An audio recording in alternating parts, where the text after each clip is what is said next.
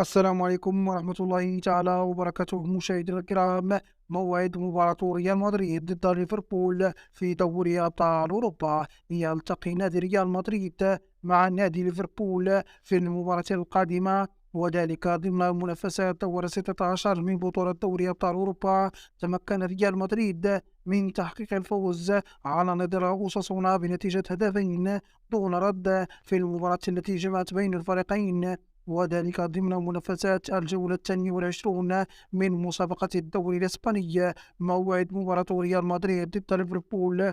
يستعد نادي ريال مدريد لمواجهة ليفربول يوم الثلاثاء 21 فبراير، وذلك ضمن منافسات دور 16 من بطولة دوري أبطال أوروبا، بينما يستضيف ملعب أنفيلد مباراة ريال مدريد وليفربول. وتنطلق صافرة الحكم مباراة ريال مدريد الإسباني وليفربول الإنجليزي. بداية هذه المواجهة المشتعلة بين الفريقين في تمام الساعة 8 مساء بتوقيت المغرب تونس والجزائر، والتاسعة مساء بتوقيت مصر، والعاشرة مساء بتوقيت السعودية.